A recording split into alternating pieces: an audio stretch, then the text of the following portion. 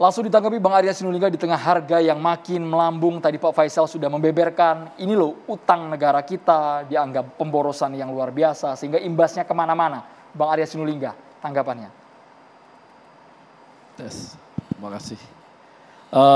Kalau soal hutang, nah ini kita jadi ngomong hutang, harusnya sih ngomongin hutangnya ini dari Kemenq gitu asiknya. Tapi nggak apa-apa, kita bahas sedikit aja. Sebenarnya kalau hutang, sepanjang dia produktif sebenarnya nggak ada masalah gitu ya. Sepanjang kita bisa bayar nggak ada masalah. Sepanjang pengembaliannya juga bisa dalam bentuk pajak dan sebagainya besar, sebenarnya nggak ada masalah. Ya kalau memang itu produktif, yang nggak bener adalah kalau dia hutangnya tidak produktif. Dan kita kan juga menikmati, seperti saya gitu bisa menikmati sekarang jalan tol dari kampung halaman saya yang dulu nggak pernah gitu misalnya. Sekarang udah enak lancar saya sampai ke tebing tinggi saya bisa cuma 40 menit, 30 menit yang butuh 2 jam biasanya. Itu adalah bagian-bagian dari yang memang mungkin dari hutang juga bagian dari seperti itu. Artinya banyak kita lihat pembangunan-pembangunan yang terjadi gitu sehingga memang benar otomatis juga namanya ada bunga, ada hutang ada pasti bunga. Nah sekarang ini kan satu hal yang lebih baik juga hutang sekarang adalah memang hutangnya juga bukan di luar negeri gitu, tapi dari dalam negeri.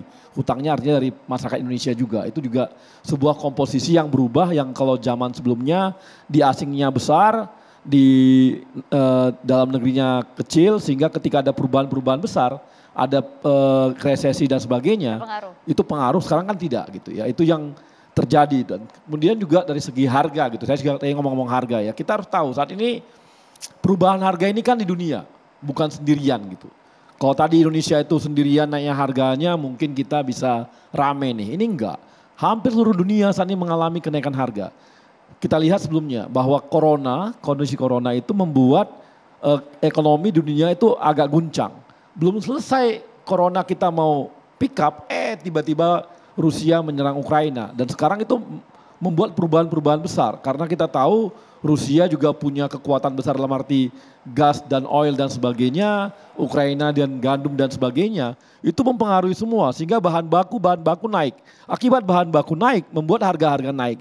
Jadi ketika dunia itu mengalami kenaikan harga maka Indonesia yang merupakan bagian dari dunia ini mau nggak mau juga terimbas dengan itu. Lihat aja sekarang. Pakistan udah goyah, Sri Lanka goyah, berapa negara ini goyah. Jerman udah mulai masuk case resesi. Prancis ada BLT bos, bayangin tuh Prancis BLT gitu ya. Jadi ada perubahan-perubahan besar yang memang hampir semua negara ini mengalami perubahan-perubahan besar. Dan diperkirakan ini akan membuat kenaikan-kenaikan harga di tempat yang ini ya.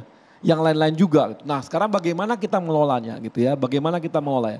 Dampaknya mulai kelihatan, kemarin minyak goreng, dampak dari kondisi dunia. Kemudian BBM mau nggak mau terpaksa naik. Dan di Indonesia kita masih bersyukur. Kenapa? Karena yang naik adalah Pertamax. Pertamax ini akan dikonsumsi oleh kelas menengah. Konsumsinya adalah apa? Pertamax ini 13% itu adalah hanya 13% dari kebutuhan BBM. 2% itu Pertamax di atas dan 85% Pertalite. Sementara komposisi kelas menengah Indonesia 52% itu kelas menengah. 48% itu adalah bawah. Izin Bang Arya. Belum selesai Mas, belum selesai. Jangan saya ngomong angka dulu. Siap. Ya. Jadi dengan komposisi yang seperti ini ya sebenarnya kemarin ketika Pertamax dinaikkan sebenarnya gak ada pengaruh apa-apa juga karena mayoritas Pertalite itu dikonsumsi kalangan bawah itu 85%. Jadi tidak ada namanya mempengaruhi inflasi juga sangat kecil dibanding yang lain. Tapi Pertalite kemudian jadi langka Bang. Wajar. Namanya hari pertama, hari kedua orang kagok shifting. Shifting yang biasanya Pertalite volumenya sekian, tiba-tiba dikonsumsi orang yang terkejut, harga sekian. Padahal tetangga sebelah Pertamax yang setara sama Pertamax, harganya naik jadi 16.000. Harga kenokian Pertamax itu 16.000, tapi Pertamax ngambilnya 12,5. Yang sebelahnya itu 16.000. Nah, ini kan shifting aja dari 9.000-an shifting, tapi kan sementara. Ketika kebutuhan akhirnya, tapi jadi, lihat hari-hari ini, Bang, sebentar, hari-hari ini hari pertama, hari kedua memang agak goyah, tapi sekarang udah saya rasa praktis keluhan mengenai kekurangan Pertalite juga sudah mulai menipis, udah tipis, artinya tidak lagi banyak karena Pertamina sudah menopang. Dan harus ingat, Pertamina ini bertanggung jawab terhadap seluruh kebutuhan BBM mulai dari Aceh sampai Papua. Dan harus ada satu harga. Nah ini kan mengkondisikannya ini wajar kalau berapa hari kemarin itu ada shifting tiba-tiba dan orang membutuhkan. Tapi akhirnya kan secara bertahap kebutuhan itu terpenuhi juga. Ada Jadi dua poin yang saya ingin sampaikan dari apa yang Abang bilang. Pertama ketika misalkan mengatakan kenaikan harga khususnya minyak goreng adalah faktor dunia. Saya katakan itu kesimpulan yang terburu-buru. Kita ini penghasil minyak sawit terbesar di dunia. Jadi krisis minyak goreng itu sebetulnya murni karena oligarki, karena rantai supply kita yang problem. Jadi tidak ada faktor luar negeri sebetulnya kalau mau jujur. Gini. Cuman yang kedua kan abang kan mengatakan seolah ini kesalahan luar negeri, kesalahan global. Saya bukan menyalahkan orang luar. Bang Tapi Arya dulu tahan dulu. ini bukan menyalahkan luar ya, bukan menyalahkan luar. Tapi saya mau beritahu bahwa kondisi di luar itu harga sawit juga naik. Kan nggak bisa kita pungkiri, ya. Kalau kita bilang bahwa kalau produsen harus dia murah, lihat Uni Emirat Arab dialah pengekspor BBM, tapi di sana nggak ada BBM murah, di sana BBM-nya nggak ada disubsidi. Jadi kalau mengatakan bahwa yang produsen pasti murah itu belum tentu seperti itu. Jadi, dia akan lihat. jadi narasinya harus diluruskan bahwa ini ada kegagalan atau tidak kompetenan pemerintah dalam mengurai rantai pasar minyak goreng. Itu yang terjadi sebenarnya. Ya, seperti saya juga udah pernah ngomong tuh, ini masalah distribusi awalnya hari itu kan gitu. Dan sudah dikondisikan dan Pak Jokowi sudah memberikan BLT. Itu saya rasa besar loh. Artinya gini, kebutuhan 3 liter. Kebutuhan masyarakat tuh rata-rata 3 liter rumah tangga per bulan. Kalau bikin disparitas harganya ke 20.000, paling 8, kita anggap 8.000 nih bedanya. 8.000 kali 3 liter 24.000. Tapi pemerintah ngasihnya 100.000. Artinya lebih daripada yang diberikan oleh yang dibutuhkan oleh masyarakat. Harusnya sekarang ini harga, walaupun harga keekonomian mengikuti harga pasar, terbeli oleh masyarakat yang di paling bawah. Kalau kayak kita ini ya sadar diri lah. Masa sih kita ambil yang begitu? Kita ambil aja yang memang normal gitu ya. Karena kebutuhan minyak goreng 2-3 liter kok. Ini penting. Saya mau apresiasi apa yang dilakukan oleh pemerintah. Ini yang disebut dengan targeted subsidi. Jadi memberikan subsidi kepada orang-orang yang lemah. Ya. Ini tepat. Tapi kan ini ada dualisme. Pemerintah juga melakukan subsidi barangnya. Pertalite itu barangnya yang disubsidi. Masih dilakukan. Jadi ada ketidakkonsistenan begitu loh. Dan saya kira harusnya pemerintah strik aja. Fokus saja melakukan targeted subsidi. Yang Pertalite tadi itu tidak perlu kemudian disubsidi.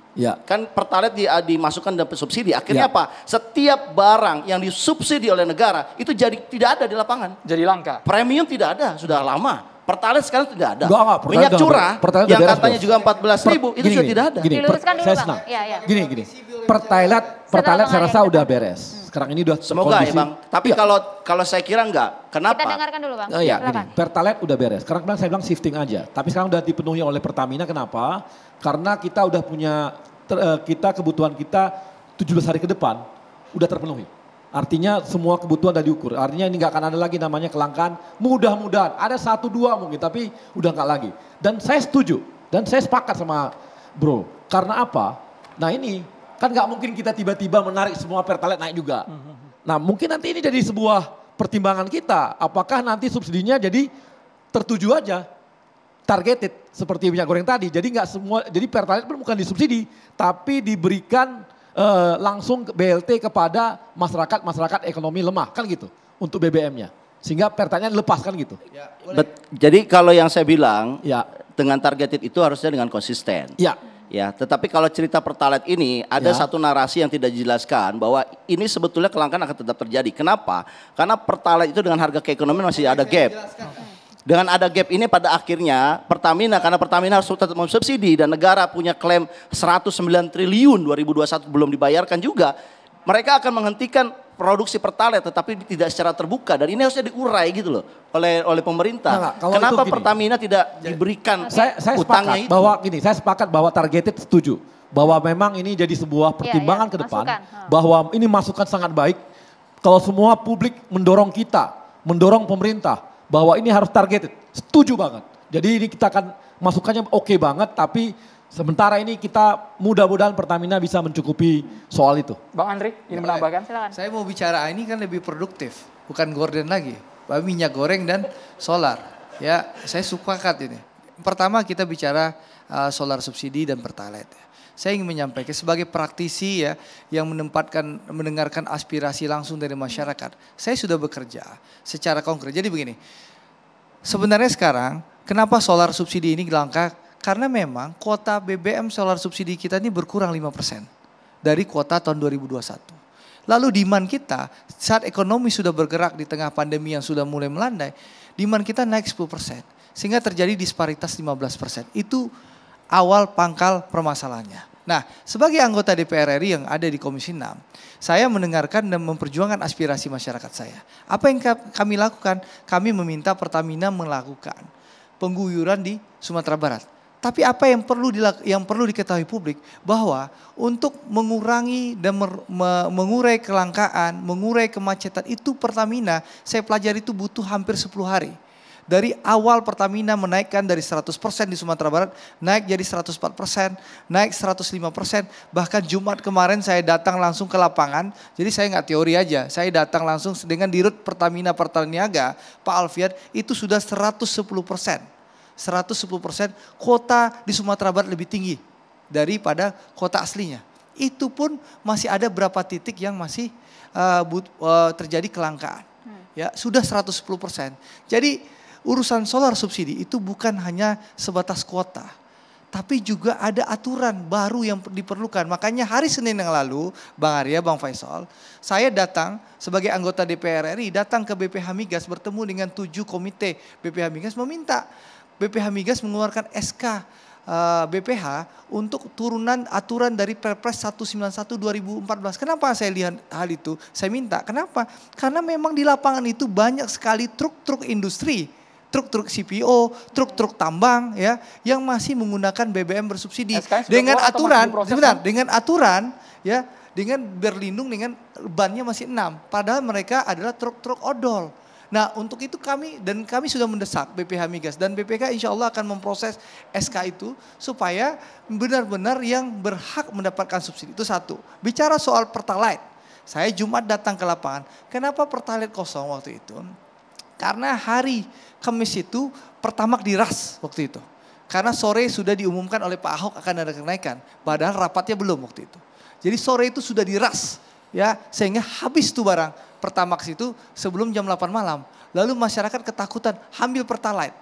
Nah, hari Jumat paginya Pertalite itu terlambat karena habis di mana-mana, terlambat sehingga seakan-akan ada kelangkaan Pertalite. Tapi memang hari Minggu ya, Jumat, Sabtu, Minggu, sekarang Pertamina sudah bisa memasok Pertalite. Ya, memang itu penyebabnya. Karena itu yang saya temukan di lapangan, itu satu. Yang kedua soal minyak goreng. Minyak goreng kami dari awal di Komisi 6 sudah mengingatkan pemerintah berulang-ulang kali bahwa kita mengusulkan mulai dari kebijakan kenaikan bea ekspor. Lalu akhirnya kita usulkan DMO dan DPO. Keluarlah Permendak nomor 6 tahun 2022. Dan itu Saudara Maknur ingin ketahui bahwa dalam 28 hari pemerintah sebenarnya sukses bisa mengumpulkan sebesar 702 juta liter minyak goreng dalam 28 hari dan terdistribusi 551 juta liter. Nah, yang perlu kita kejar kemarin dengan sebenarnya itu sudah lebih dari konsumsi minyak goreng di dalam negeri. Kebutuhan minyak goreng dalam negeri itu sebulan itu hanya 327 juta liter. Nah, tapi kenapa masih ada kelangkaan? Itulah yang kita kejar pemerintah untuk melakukan audit investigasi penegakan hukum. Tiba-tiba 17 Maret pemerintah merubah kebijakan lagi, yaitu dengan mengembalikan ke harga kekinian. Dan kami dalam rapat resmi di DPR sudah menyatakan kecewaan dan keberatan.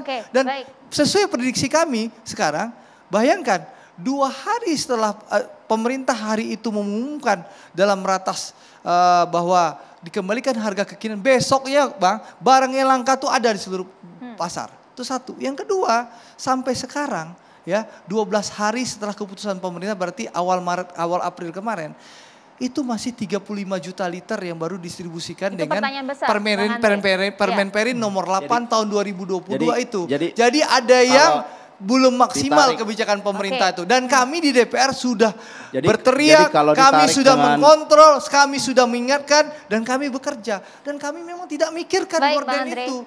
Gitu loh. Harga DPR itu kenapa dianggap poya-poya? Karena kita bisa bicara bagaimana yang dirasakan rakyat saat ini ya.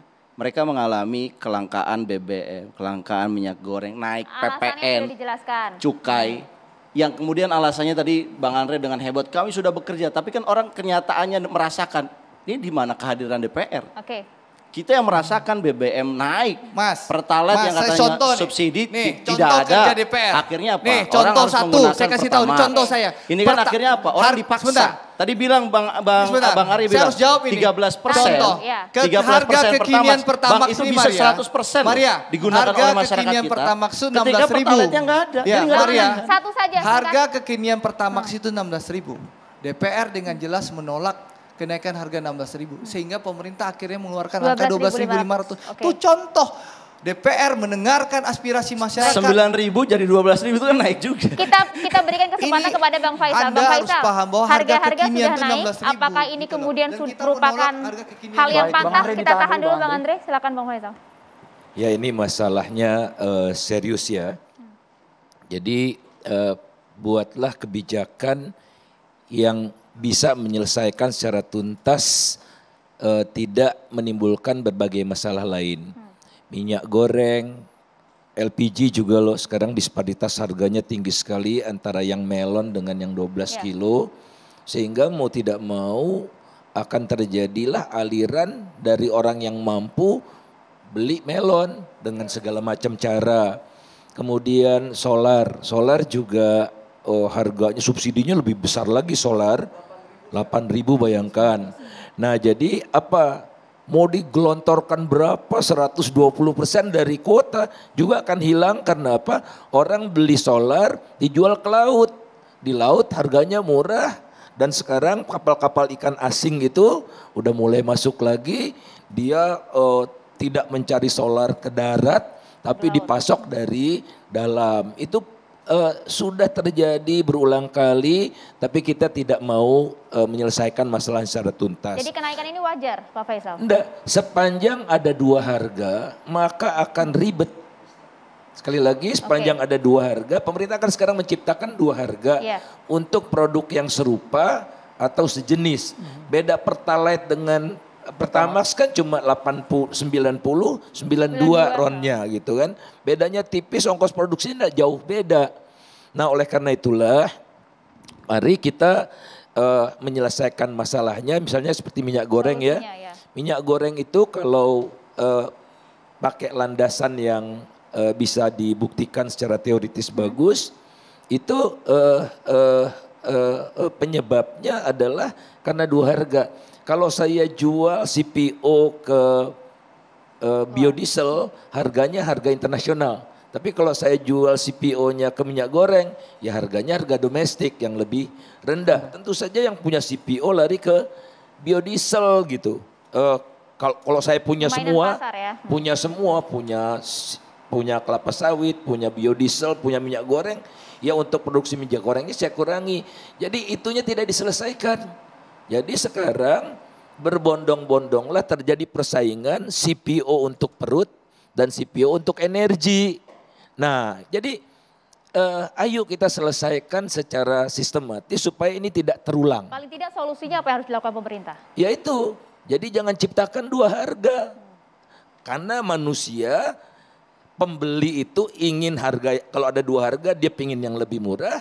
Kalau penjual ingin harga yang lebih mahal. Karena ada pilihannya kok kan gitu ya. Itu behavioral economics bilang begitu, perilaku manusia seperti itu. Jadi janganlah buat kebijakan yang menumbuh kembangkan perilaku masyarakat yang tidak produktif Pak gitu. Faisal, bisa kita urai lebih dalam sehingga tidak ada dua harga dan masyarakat ini tidak kena dampaknya. Mulai dari minyak goreng, mulai dari bahan bakar, sesaat lagi. Kita harus jeda dulu hanya di catatan demokrasi.